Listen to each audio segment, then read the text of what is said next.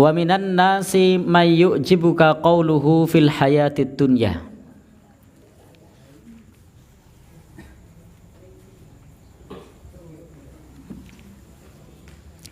Wa minan nasi may yu'jibuka qawluhu fil hayatid dunya.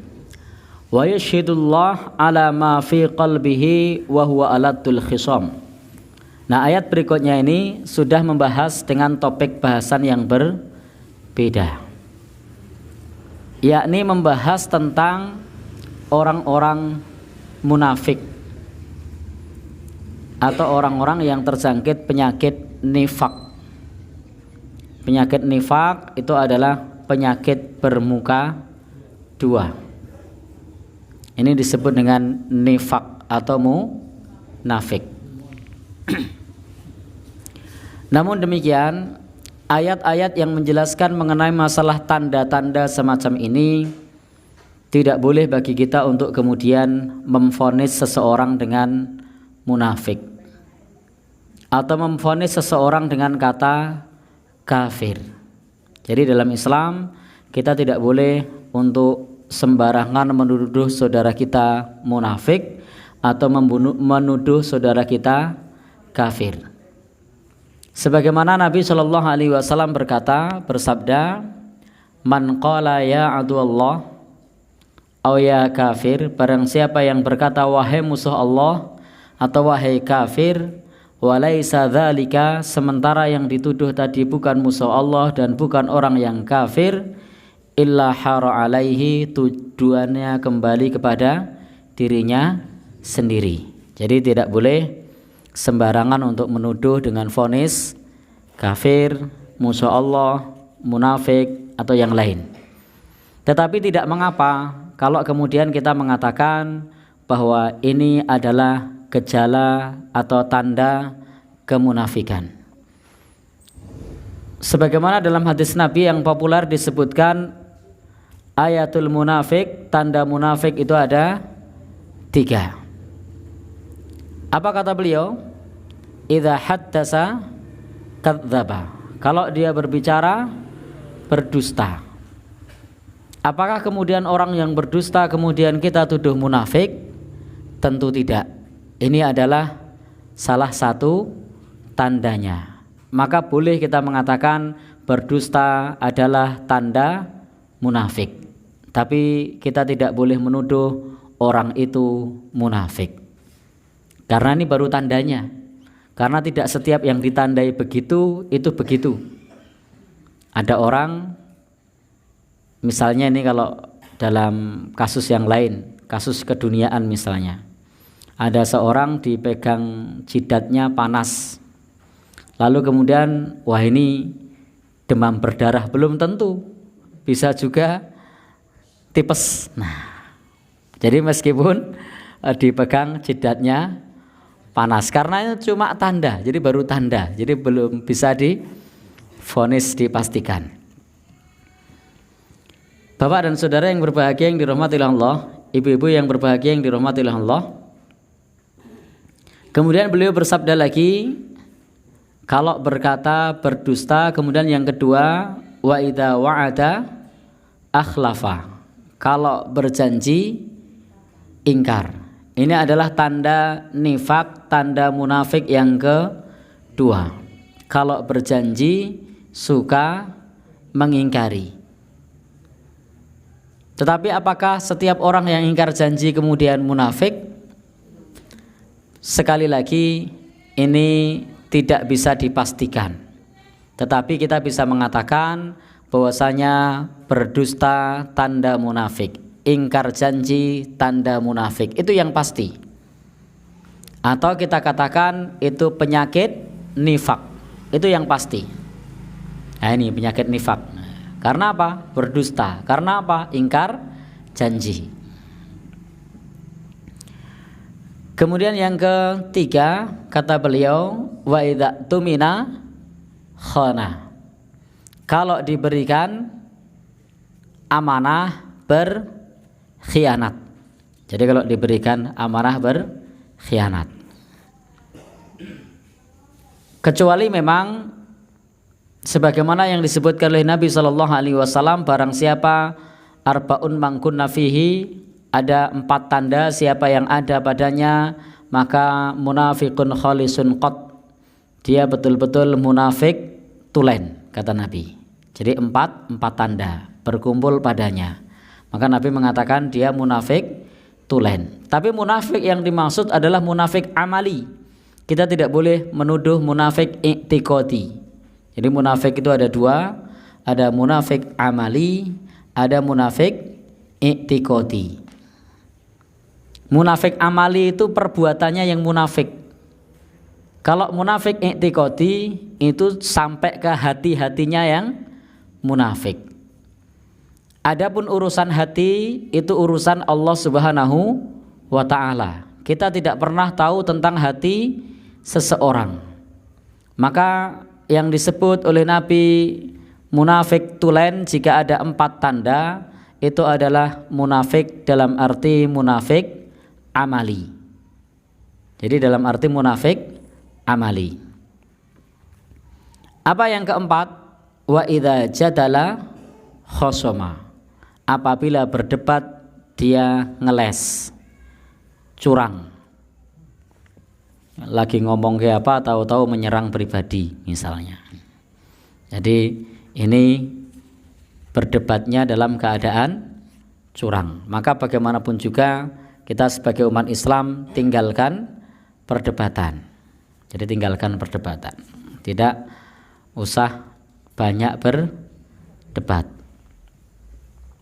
Maka kalau 4 hal ini berkumpul, maka itu adalah munafik tulen. Maksudnya adalah munafik amali, perbuatannya, bukan i'tiqadi, keyakinannya. Karena urusan hati adalah urusan Allah Subhanahu wa ta'ala. Kita tidak pernah tahu tentang masalah hati seseorang.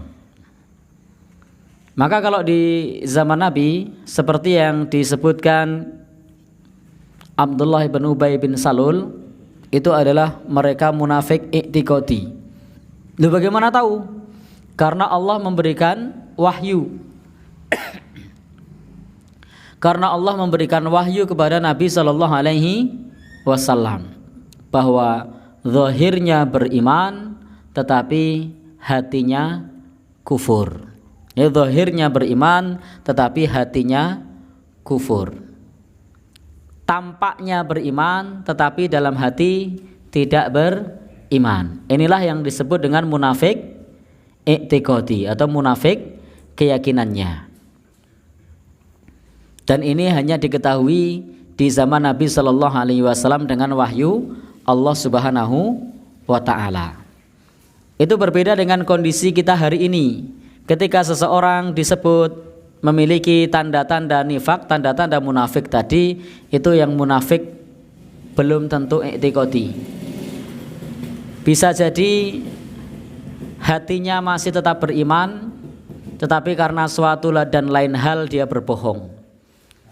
Dia masih beriman, hatinya tetap beriman, tapi karena satu dan lain hal dia berkhianat. Bisa jadi hatinya masih beriman, tetapi karena satu dan lain hal kemudian dia mengingkari janji. Atau kalau bahasa lainnya kahanan. Jadi bisa jadi.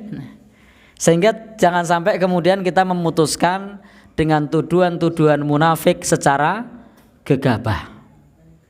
Jadi berbeda dengan kasusnya Abdullah bin Ubay bin Salul yang sudah diwahyukan oleh Allah kepada Nabi sallallahu alaihi wasallam bahwasanya dia hatinya kufur, zahirnya saja yang nampak beriman. Lalu bagaimana dengan tanda-tanda tadi? Itu yang tampak, itu adalah amaliyahnya. Sehingga disebut sebagai munafik amali. Amaliyahnya yang munafik, hatinya kita tidak tahu. Bapak dan saudara yang berbahagia yang dirahmati Allah Subhanahu wa taala, maka di dalam ayat ini Allah Subhanahu wa taala berfirman, "Wa minan nasi may yu'jibuka qauluhu fil hayatid dunya." Dan di antara manusia ada orang yang menarik hatimu pernyataannya di dalam kehidupan dunia. Jadi orang munafik itu biasanya perkataannya manis. Jadi perkataannya manis, menarik hati. Wa yushhidullaha ala ma fi qalbihi wa huwa aladul khisam. Sementara Bapak Ibu yang berbahagia yang dirahmati oleh Allah Subhanahu wa taala, Allah Subhanahu wa taala dipersaksikan di hadapan Allah Subhanahu wa taala bahwasanya di dalam hatinya itu adalah seorang penentang.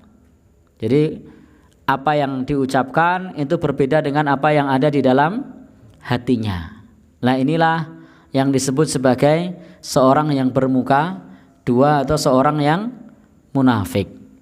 Jadi apa yang diucapkan tidak sama dengan apa yang diyakini. Maka Bapak Ibu yang berbahagia, kita berlindung kepada Allah Subhanahu wa taala dari penyakit nifak ini. Karena kalau sudah punya penyakit nifak ini, punya penyakit kemunafikan ini, maka obatnya susah. Karena apa yang dia ucapkan tidak sama dengan apa yang diyakini. Dan orang lain pun tidak bisa mendeteksi. Jadi orang lain pun tidak bisa mendeteksi kalau hatinya tidak sama dengan ucapannya. Bapak dan saudara yang berbahagia yang dirahmati oleh Allah Subhanahu wa taala, maka di bab ini kita dianjurkan untuk berhati-hati kepada mereka, sehingga kita diperintahkan agar tidak seperti mereka. Ya ayyuhalladzina amanu dkhulu fis silmi kafah. Wahai orang-orang yang beriman, masuklah ke dalam Islam secara kafah, secara keseluruhan. Wa idza tawalla sa'a fil ardi liyufsida fiha wa yuhlikal harsa wan nasl. Kalau mereka berpaling atau meninggalkan kita, maka sa'a fil ardi, berjalan di muka bumi untuk membuat kerusakan, merusak tanaman dan juga binatang ternak. Ini di zaman dulu. Jadi apa yang tampak depan, tampak muka tidak sama dengan tampak belakang. Maka Bapak Ibu, kita mestinya menjadi pribadi yang jujur, nang ngarep podo karo nang mburi. Jangan sampai kita juga terjangkit tanda-tanda kemunafikan. Jadi yang depan tidak sama dengan yang belakang. Tadi berkata manis tetapi nang mburi gurundelan. Ya. Jadi kalau mestinya kita hendaknya bersikap jujur apa adanya. Jadi bersikap jujur apa adanya. Bapak Ibu-ibu yang berbahagia yang dirahmati oleh Allah Subhanahu wa taala, maka hindari bermuka banyak. Jadi sikapnya seperti bunglon, di tempat hijau berwarna hijau, di tempat kuning berwarna kuning, di tempat merah berwarna merah. Tidak jelas. Jadi tidak jelas, tidak punya pendirian. Ini tanda-tanda nifak. Maka kita sebagai seorang muslim identitasnya harus jelas. Jangan punya identitas ganda. Di tempat berkumpul bersama dengan ahli maksiat seolah-olah mendukung maksiat. Berkumpul dengan ahli ketaatan seolah-olah orang yang taat. Berkumpul dengan ahli kesyirikan seolah-olah mendukung syirik. Tidak jelas. Ini sakjane kepiye toh? Jadi tidak punya posisi yang jelas.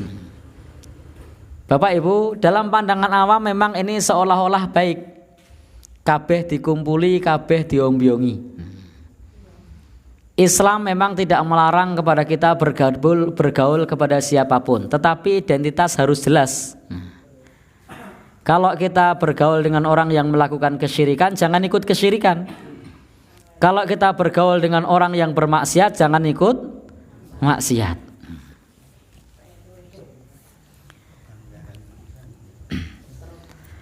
Bapak Ibu yang berbahagia yang dirahmati oleh Allah Subhanahu wa taala, kalau kemudian elailu lalu ketika di ahli ketaatan mengatakan aku nang kono iki ming etok-etoke. Begitu di ahli maksiat aku murono iki ya mung tak nggo srawung. Begitu ketemu orang yang melakukan kesyirikan aku nang rono ya ming tak nggo golek kanca. Jadi ini tidak jelas. Maka Bapak Ibu yang berbahagia yang dirahmati oleh Allah Subhanahu wa taala, seperti tadi kita sampaikan, Islam tidak melarang bergaul kepada siapapun. Tetapi kalau sudah terkait dengan kemaksiatan ya jangan ikut. Kalau sudah terkait dengan kesyirikan jangan ikut. Tetapi kalau sampai ikut sana, ikut sini dan seterusnya, maka ini tidak jelas. Nah, Bapak Ibu yang berbahagia yang dirahmati oleh Allah Subhanahu wa taala, atau ada istilah lawan munafik itu ada namanya mudahin. Kalau orang munafik itu adalah orang yang menyembunyikan kekufuran, menampakkan keimanan. Jadi munafik itu dia sembunyikan kekafirannya, dia tampakkan keimanannya, seolah-olah beriman, padahal kufur. Ini namanya munafik. Orang yang tidak baik tapi menampakkan seolah-olah baik. Ini namanya munafik. Tapi kalau mudahin itu kebalikannya. Dia seorang muslim yang baik, seorang muslim yang taat, tapi dia sembunyikan Islamnya. Dia tampakkan seolah-olah bermaksiat. Dia tampakkan seolah-olah melakukan kesyirikan, melakukan dosa. Padahal dia di dalam hatinya ingin berbuat baik. Ini namanya mudahin. Mudahin ini dalam pengertian yang lain al-futuru wad-dha'fu ma'al qudrati ala takjiri. Mudahin itu adalah futur, lemah, padahal dia mampu untuk melakukan perubahan. Ini namanya mudahin. Kadang seorang muslim itu dia melakukan perilaku mudahin, menyembunyikan identitas keislamannya, dia menampakkan identitas kemaksiatannya. Jadi keislamannya dia sembunyikan, yang ditampakkan maksiatnya. Padahal dalam hatinya pengen sangat untuk melakukan sesuatu yang sesuai dengan tuntunan Islam, tapi yang ditampakkan kemaksiatannya hanya karena takut omongan orang, hanya karena takut dibicarakan oleh orang. Ini namanya mudahin. Ada enggak kira-kira yang begitu? Gimana Pak? Lah kenapa Pak? Nah, jadi Bapak Ibu yang berbahagia yang dirahmati oleh Allah, satu contoh misalnya sebenarnya kita ini sudah biasa sholat 5 waktu, sudah biasa tertib, tapi karena kumpulannya di situ tidak ada yang sholat, lalu kita melu menunda sholat karena takut khawatir dibilang sok taat, karena khawatir dibilang kaku, karena khawatir dibilang saklek. Padahal biasanya di rumahnya itu kalau adzan langsung ke masjid. Biasanya di rumahnya itu kalau mendengarkan kumandang adzan langsung mengerjakan sholat. Tapi karena ketemu teman-teman lama, teman-teman reuninya yang ternyata mayoritas tidak sholat, pas mendengarkan adzan karena yang lain santai dia ikut santai, walaupun hatinya sebenarnya gemerungsung. Ini namanya mudahin. Jadi ada enggak kira-kira yang begitu? Oh ada. Iya. Iya. Maka ini lawan dari munafik. Kalau munafik tadi sebenarnya biasanya enggak pernah ngapa-ngapain, ibadah itu malas-malasan, tetapi dia tampakkan sebagai seorang yang ahli ibadah.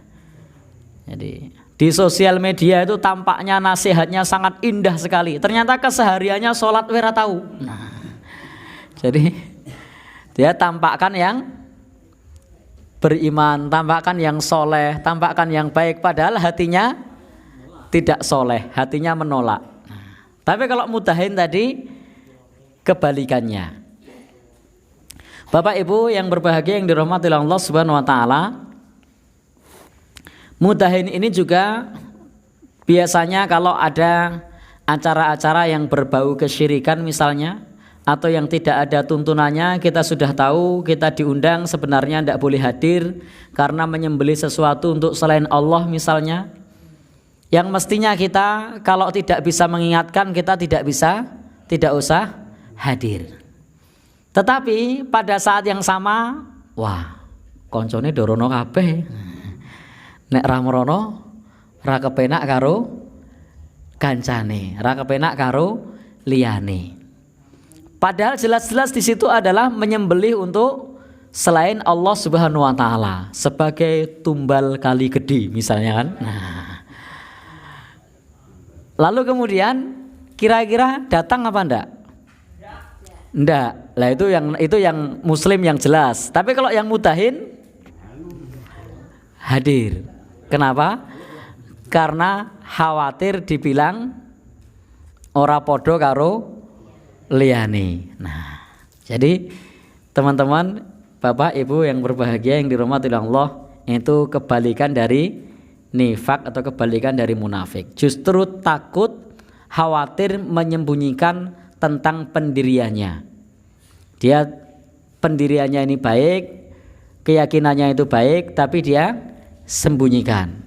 Padahal sebenarnya kalau dia melakukannya pun tidak apa-apa. Kalau terus terang saja, pada saat misalnya tadi reuni ketemu teman-teman yang lain tidak sholat, kita terus terang saja. Sudah adzan saya mau sholat, ya tidak apa-apa sebenarnya. Tetapi karena sudah dibayang-bayangi oleh perasaan, dibayang-bayangi oleh nanti orang bilang apa, maka kemudian dia ikutan. Seperti tadi dalam satu acara yang mengorbankan sesuatu untuk selain Allah, lalu kemudian kita diundang, sebenarnya kita jujur pun tidak apa-apa. Kalau nek nggon ngeten niku mboten, insya Allah tidak apa-apa sebenarnya. Tetapi punya kekhawatiran yang berlebihan sehingga kemudian hadir dan ikut. Kenapa? Karena Bapak Ibu yang berbahagia yang dirahmati Allah, karena ketakutannya sendiri sebenarnya. Jadi karena ketakutannya sendiri. Ini yang menyebabkan seseorang berperilaku mudahin. Ya? Mudahin itu ya mestinya kalau dalam konteks kesyirikan, konteks kemaksiatan kita malah ikut ya berdosa. Jadi orang lain bermaksiat kemudian kita ndak enak, kita melu maksiat. Ini namanya mudahin. Mestinya kan terus terang. Di situ ada satu pertunjukan di kampungnya. Pertunjukan tersebut misalnya nyun sewu, mudah-mudahan tidak terjadi pesta bikini. Lalu kemudian kita dimintai ditarik iuran. Kalau kita seorang muslim yang taat, itu mestinya bilang, nek ngeten niku kula mboten melu. Tapi kalau nyumbang untuk pembangunan jalan, insya Allah saya siap. Atau untuk masjid, insya Allah saya siap. Nek ngeten niku kula mboten melu. Lah ini yang tegas. Tapi kalau yang mudahin, wah ra penak nah, ditariki. Nah. Kira-kira bayar ndak? Bayar. Lalu mengatakan sing penting kan niate. Tidak bisa. Dalam kaidah niat yang baik itu hanya mampu mengubah yang mubah menjadi berpahala. Tidak bisa mengubah yang haram menjadi berpahala. Jadi niat, innamal a'malu bin niat, sesungguhnya amal itu tergantung kepada niat, itu hanya bisa mengubah perkara yang mubah menjadi berpahala. Tapi tidak bisa mengubah perkara yang haram menjadi berpahala. Contoh, kita nyangkul di sawah. Nyangkul ini kan mubah. Kita niatkan ibadah karena Allah, menggapai ridho Allah, tanggung jawab memberi nafkah anak, istri, jadi berpahala. Karena ini adalah sesuatu yang mubah. Lalu kemudian kita niatkan karena Allah, menjadi berpahala. Bapak Ibu yang berbahagia yang dirahmati Allah Subhanahu wa taala, atau yang lainnya. Misalnya kita pekerjaan yang lain, nanam taman di rumah karena tempatnya panas, lalu dikasih perindang. Pada saat menanam tersebut diniatkan lillah, itu bernilai pahala. Tetapi kalau melakukan sesuatu yang haram diniatkan karena Allah, tetap dosa. Contoh, Bapak Ibu, ada seorang laki-laki berniat baik karena ada janda yang ditinggal suaminya sudah menjadi janda lama. Lalu datang ke rumahnya, ditemani untuk melakukan aktivitas, dikasih nafkah, termasuk melakukan selayaknya suami istri. Katanya dia bilang, ini niat saya untuk membantu, nyenengke. Berpahalakah? Tidak. Lo kan niatnya baik. Meskipun niatnya baik, ini tetap berdosa. Karena niat yang baik tidak bisa mengubah yang haram menjadi berpahala. Ini tidak bisa mengubah yang haram menjadi berpahala.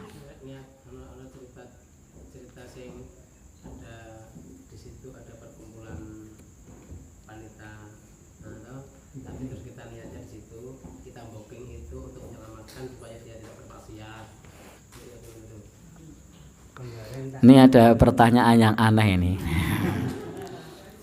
Ya, jadi ada Bapak Ibu yang berbahagia yang dirahmati Allah. Ini ya, ini ada seseorang yang kemudian karena berduit lalu membooking, ini pertanyaan dari Pak Darto ya. Ada orang yang berduit membooking perempuan yang biasanya bermaksiat. Pada saat dibooking satu malam, tapi tidak diapa-apain, dengan tujuan menghindarkan orang lain dari bermaksiat. Orang yang mau maksiat tadi itu ya kalau tidak booking dia ya booking yang lain. Jadi sama saja. Jadi meskipun dia sudah dibayari sama orang agar tidak bermaksiat di malam itu, tapi orang lain yang mau nyari dia ya nyari yang lain. Karena mereka sudah punya keinginan untuk bermaksiat. Jadi yang namanya kemaksiatan itu satu jalan ditutup, dia cari jalan lain yang terbuka. Itu yang namanya syaitan itu begitu, akan membisikkan satu jalan tertutup, akan membisikkan jalan lain yang terbuka. Lalu bagaimana dengan orang tadi? Bukankah orang tadi sudah diselamatkan dari maksiat ya malam itu saja, besoknya apa terus berhenti? Sebenarnya dia tidak berhenti dari maksiat, dia karena dibayar kemudian dia tidak melakukannya karena merasa dirinya sudah dibayar. Besok kalau tidak ada yang bayar lagi, ya. Jadi baleni mana mboten kira-kira. Dan kuat berapa lama dia bayar? Untuk orang itu berhenti. Jadi yang paling penting itu adalah dipahamkan dan disadarkan. Jadi wanita pezina itu bisa memberikan anak turunan menjadi seorang.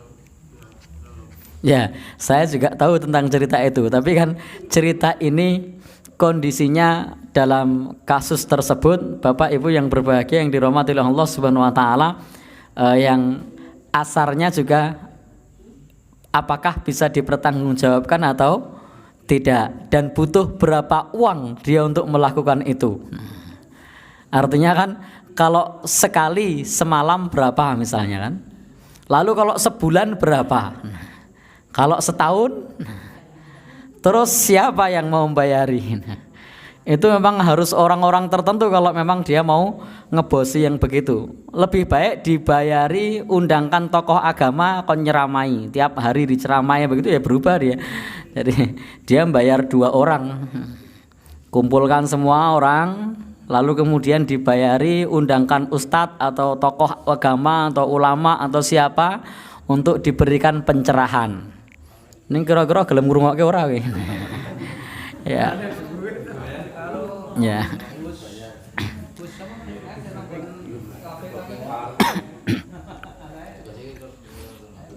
Ya, jadi Bapak dan saudara yang berbahagia yang dirahmati Allah, pastinya adalah hidayah milik Allah Subhanahu wa taala. Jadi ikhtiar yang baik boleh-boleh saja. Tetapi ingat itu hidayah milik Allah Subhanahu wa taala. Barangkali bisa jadi dengan cara tersebut orang itu insaf. Tapi ingat kita hanya ikhtiar, hidayah milik Allah Subhanahu wa taala. Lalu kalau seperti itu bagaimana? Tadi seperti yang saya sampaikan, pada prinsipnya tidak menyelamatkan orang lain dari berbuat maksiat. Yang paling penting itu diberikan bimbingan dan penyadaran.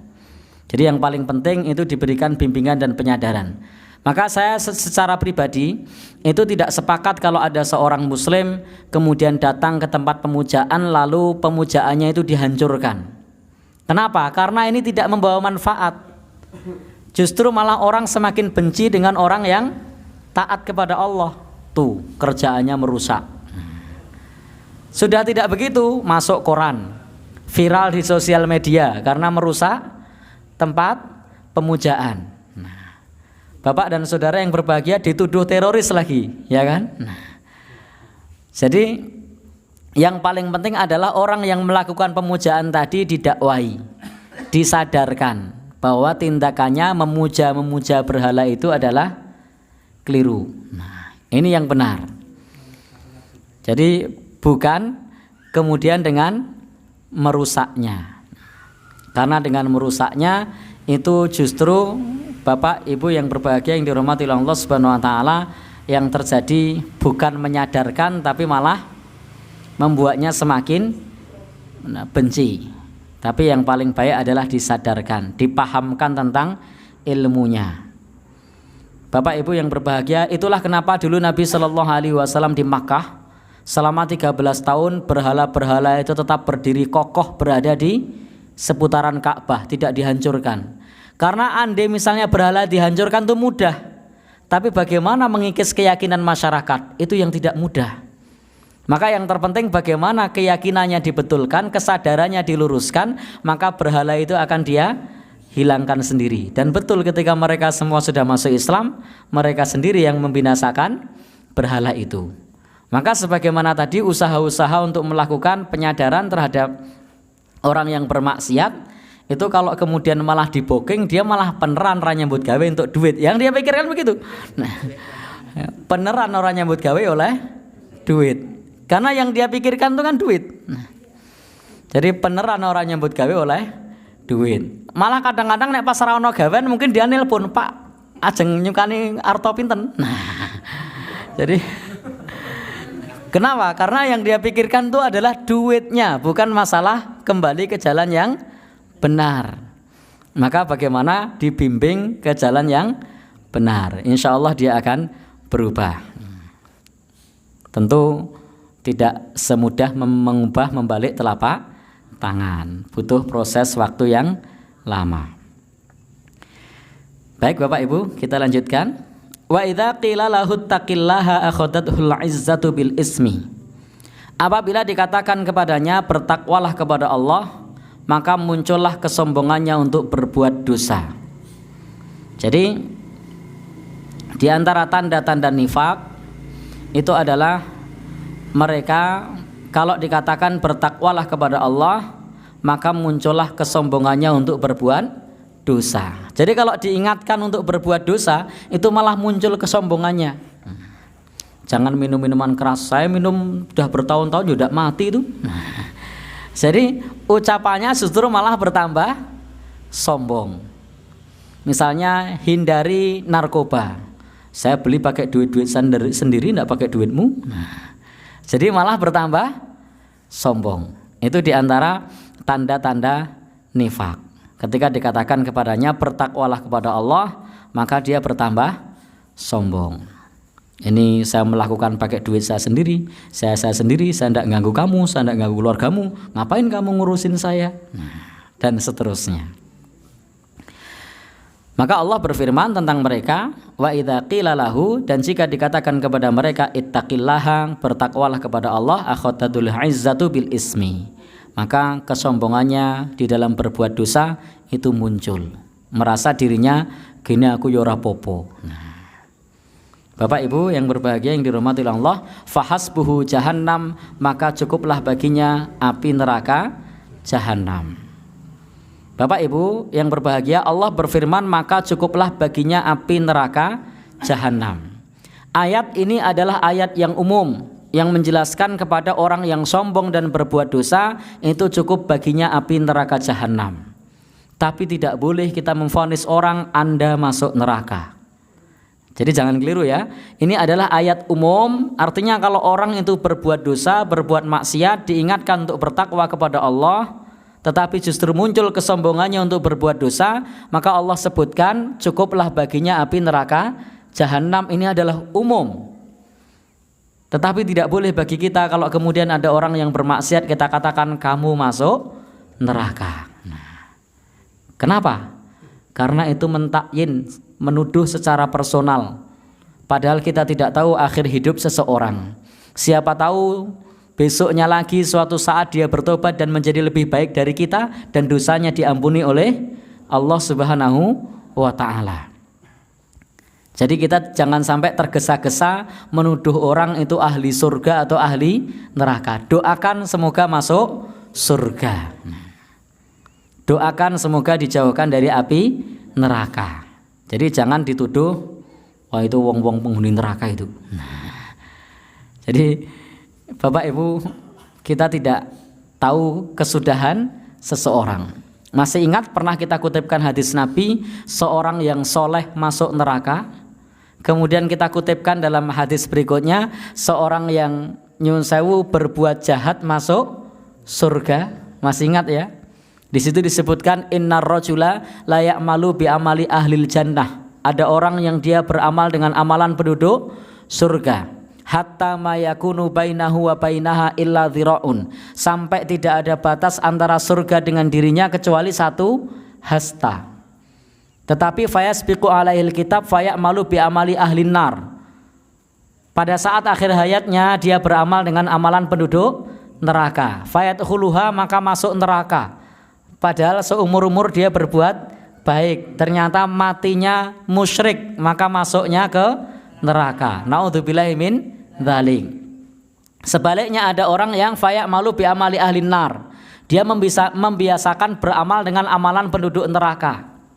Hatta ma yakunu bainahu wa bainaha illa dhira'un, sampai tidak ada batas antara neraka dengan dirinya kecuali satu hasta.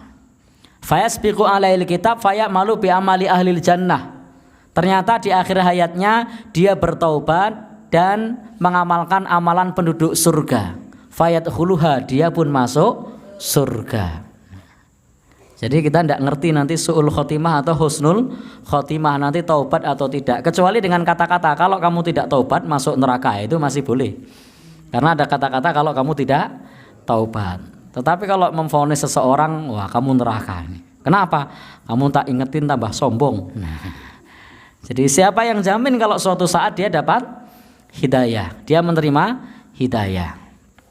Jadi Bapak Ibu yang berbahagia, kita perlu membahas ketika bab-bab seperti ini, maka itu adalah umum. Dalam Al-Quran menyebutkan orang kafir masuk neraka itu umum. Artinya kalau suatu saat dia mendapat hidayah, kemudian dia masuk Islam misalnya, maka insya Allah masuk surga.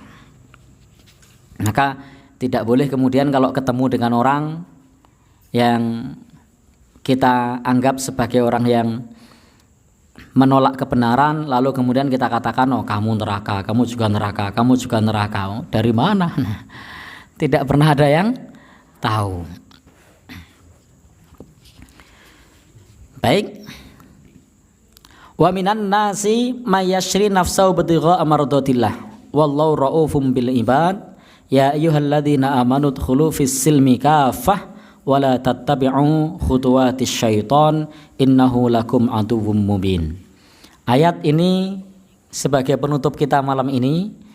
Di antara manusia ada yang membeli dirinya untuk mencari ridho Allah. Nah, inilah yang terbaik. Hendaknya kita membeli diri kita untuk mencari ridho Allah Subhanahu wa ta'ala. Maka kita jadikan hidup kita untuk mencari ridho Allah Subhanahu wa ta'ala.